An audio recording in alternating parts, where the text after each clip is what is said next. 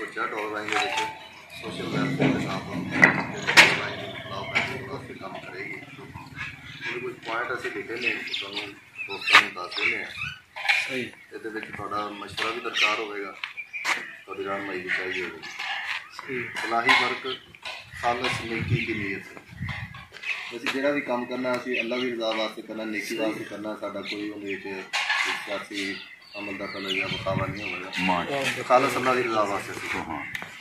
ये जी यूनियन बनाई जाएगी गैर सियासी तो गैर सरकारी, इन्हें सियासी अमल दखल नहीं होगा, सरकारी सपोर्ट सानू कोई नहीं होगा। जो भी काम करना असी आपकी इंफरादी फंडिंग नाल ही करना। जिला इम्तियाज मजहब फर्क फिरका लसानियत कौमियत कौम तो हट के किसी साडा किसी कौम नाल कोई फिरकावारीत नाल कोई ताल्लुक नहीं किता। असी बिला तफरीक अमदाद करनी है, जोड़ा कोई हकदार है उनके तक कोशिश करनी है कि उन तक पहुँच जाए। आमीन।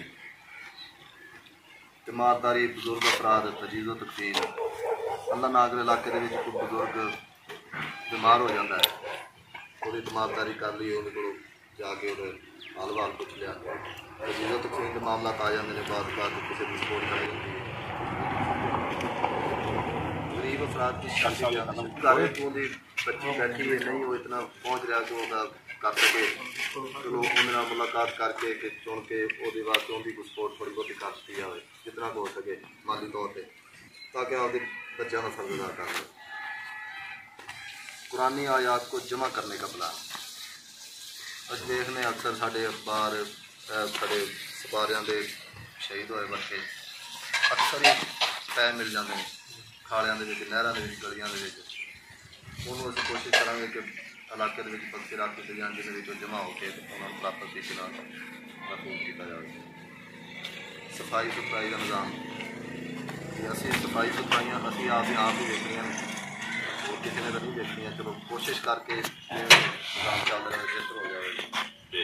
सफाई सुथराई का निज़ाम असी सफाई सुथराइयाँ असी आप ही देखनिया और किसी ने तो नहीं देखनिया, चलो कोशिश करके निज़ाम चल रहा है बेहतर हो जाए। गली मदा सेहत आमा का नफाज चलो सेहत के हवाले नाल कोई फ्री मैडिकल कैंप हो जाए, किसी गरीब बंदा जो दवाई दारू नहीं लै सकता आपका अचानक उन्होंने कोई मसला बन गया उनकी मदद हो जाए, चलो वो बेहतर निज़ाम हो जाए। ऐसे अफराद भी ने जो बीमार हो के या सट लगन तो बाद घर पै जाए पिछले उन्होंने कोई कमाने वाला नहीं होता जो उन्होंने सपोर्ट कर सके, कमेटी उस हवाले नाल उन्होंने सपोर्ट नहीं करेगी। आफत ज़्यादा इलाकों में लोगों की मदद करना सलाह आया सारे ने की है मदद, हर बंदे ने की है, एक साडा दौर ही ऐसा जिंदगी अभी याद है ना कोई सही तरीके काम नहीं कर सके, मदद सारे ने की है, किसी ने उधर करती क्यों ना कि असी एको जगह तो इकट्ठा करके एक आपकी काफला लैके जाते या गड्डी लैके जाते आपके हथ नाल लगे जाते लोगों को ज़्यादा बेहतर नहीं।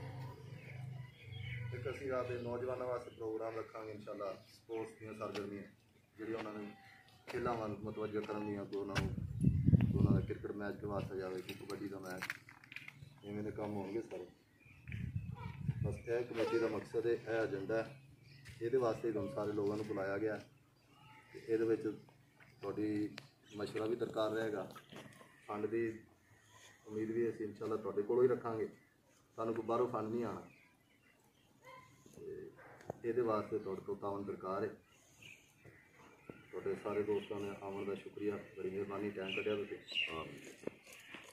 ये वास्ते तुम अगे जितना भी मैसेज साडा हो सके पैगाम अगे भी लोगों को आप ही इहदे करना कोई तावन